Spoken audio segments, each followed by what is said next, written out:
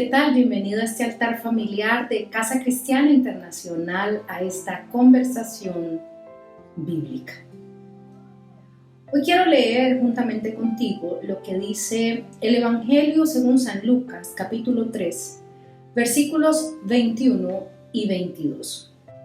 Aconteció que cuando todo el pueblo se bautizaba, también Jesús fue bautizado, y orando el cielo se abrió, y descendió el Espíritu Santo sobre él en forma corporal como paloma, y vino una voz del cielo que decía: Tú eres mi Hijo amado, en ti tengo complacencia.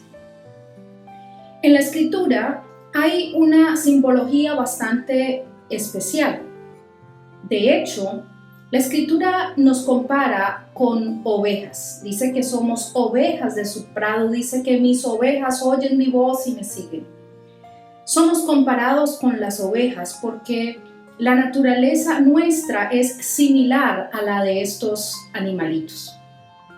También habla la Escritura y dice que Él puso en nosotros la naturaleza de las águilas y nos insta, nos llama a hacer uso de esa naturaleza, quienes tienen la capacidad de remontarse en las alturas y de escapar o de refugiarse de las tormentas, yendo aún más arriba de la tormenta. También la Escritura nos ofrece las fuerzas del búfalo.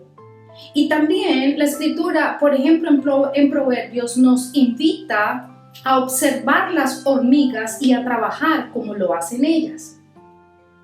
Ahora, en esta porción de la palabra que acabamos de leer, el Espíritu Santo tomó forma de paloma. Ahora, quien está allí en el Jordán siendo bautizado es Jesús, y Jesús es el Cordero de Dios. Estamos viendo una imagen o una escena en la cual la paloma está siendo atraída por el Cordero, y al ser atraída por el Cordero, la paloma viene sobre él, desciende sobre él, se posa sobre él para ungirlo para esa tarea que tendría que desarrollar los siguientes 3 años y medio de su ministerio. Esto nos tiene que enseñar algo. Esto nos tiene que enseñar que el Espíritu Santo es atraído, es provocado cuando encuentra en nosotros la naturaleza del Cordero. El Cordero tiene una naturaleza muy particular. Y estamos siendo llamados a provocar al Espíritu Santo. El Espíritu Santo no se va a resistir, no se va a rehusar a venir sobre hombres y mujeres que desarrollan o que desarrollemos dentro de nosotros la naturaleza del Cordero. Y la naturaleza del Cordero está enmarcada básicamente por 3 aspectos. El primer aspecto que tiene el Cordero es la pureza. En Éxodo, cuando se hacen los lineamientos de cómo debía ser el Cordero que se ofrecía para el sacrificio, dice que ese Cordero debía ser macho y sin defecto. Entonces, esa pureza nos habla de santidad.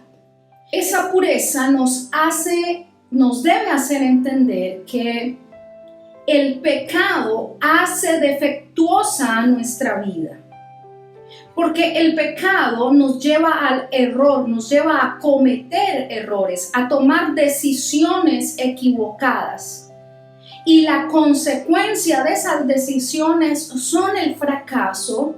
Y ese fracaso posteriormente se traduce en muerte. Por lo tanto, la naturaleza del Cordero tiene que ver con la pureza, tiene que ver con una vida apartada del pecado, con una vida que agrade a Dios. Hay que añadir que en esa misma escena bíblica, una vez la paloma se posa sobre el Cordero, el Padre desde el cielo dice algo importante y nos dice algo también de eso que está ocurriendo, de esa provocación del Espíritu Santo, o más bien del Cordero para con el Espíritu Santo, lo cual está haciendo de que el Espíritu venga y se pose sobre Jesús. Y es que el Padre dice: este es mi Hijo amado, en él tengo complacencia. Lo que el Padre está diciendo es: la vida de mi Hijo, lo que Él es y lo que Él hace, yo lo apruebo. Y como yo lo apruebo, me complazco en mi Hijo. Ese debe ser nuestro reto, que nuestra vida, lo que somos y lo que hacemos, tenga la aprobación de Dios. Es diferente hablar de aprobación y de respaldo.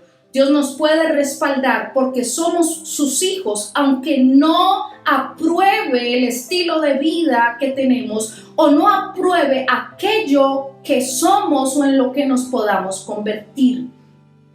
Estamos hablando de aprobación, estamos hablando de que el Señor se complazca en nuestra vida.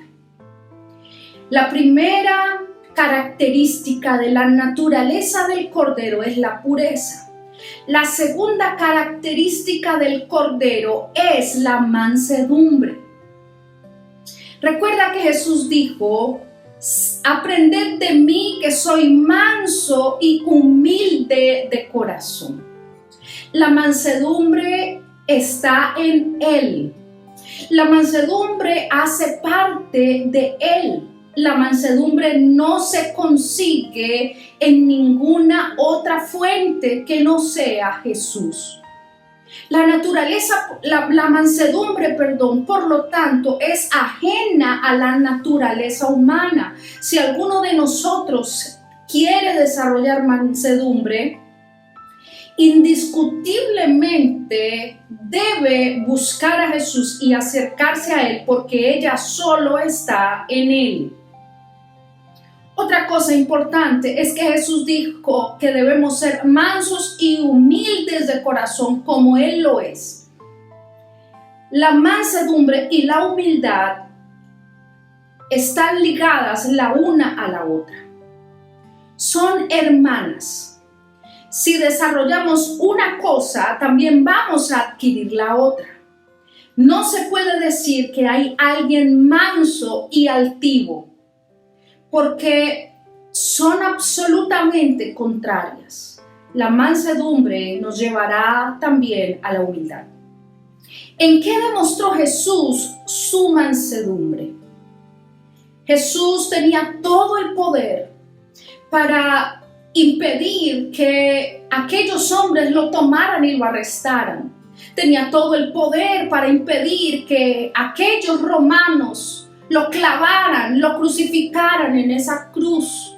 Sin embargo, no lo hizo porque su naturaleza, su mansedumbre, lo obligaba a la obediencia. Y como estaba obligado a la obediencia, gracias a su carácter manso, a su naturaleza mansa, entonces renunció a los derechos que tenía. Mansedumbre. Fue manso porque, siendo acusado injustamente de lo que no había dicho ni hecho, no se defendió, guardó silencio, quizás pensando que no tenía sentido defenderse frente a unos necios que no oirían ni entenderían nada de lo que él les dijera. Hay veces callar no es solamente sinónimo o símbolo de sabiduría. El proverbio dice que aún el necio cuando calla es contado por sabio, sino que hay veces también callar es sinónimo de mansedumbre. No solo eso, como evidencia de la mansedumbre que hubo en el Cordero de Dios, en nuestro amado Jesús, estando en la cruz dijo: Padre, perdónalos porque no saben lo que hacen. Alguien manso no es rencoroso. Alguien manso sabe perdonar. Le es fácil perdonar. No importa cuán grande sea la ofensa. Alguien manso hace uso del ejercicio del perdón. Lo tercero y lo último que encuentro en la naturaleza del Cordero es que tiene una vida de entrega. una vida de servicio. Jesús dijo que Él no vino para ser servido, sino para servir. Y le está dejando claro que su proyecto de vida es servir a los planes y a los propósitos con el cual el Padre lo envió. Él dijo: yo soy el camino, la verdad y la vida. Nadie va al Padre si no es por mí. Básicamente lo que Él vino a hacer fue que no había un camino probable que uniera al hombre a Dios. Era improbable llegar al Padre.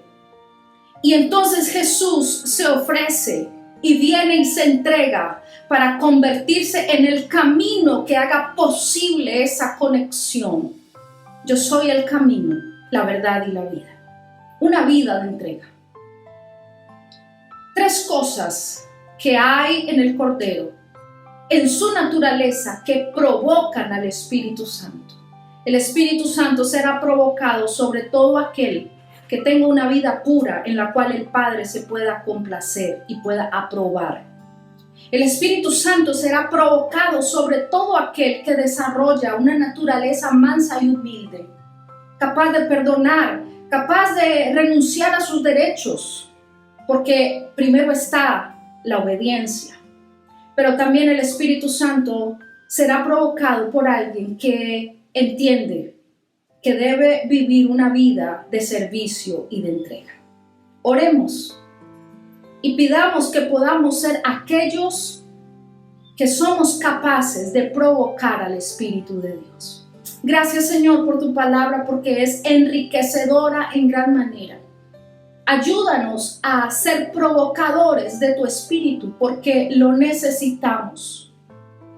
Necesitamos todo lo que el Espíritu Santo nos puede dar, porque no lo podemos hallar.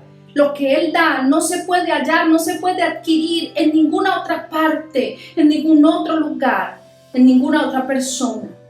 Pero en esta hora te pedimos: ayúdanos a desarrollar la naturaleza del Cordero. Ayúdanos, Señor, a ser puros, a desechar el pecado. Ayúdanos, Señor, a traer a nuestra vida mansedumbre y humildad y a desechar toda soberbia y toda altivez. Ayúdanos a desarrollar una vida de entrega, a entender que si tú viniste a servir, cuánto más nosotros debemos tomar el servicio como nuestro proyecto de vida. Gracias te damos, Señor, que tu Espíritu esté sobre nosotros cada día. En el nombre de Jesús. Amén, amén y amén. Dios te bendiga y nos vemos la próxima cita. Chao.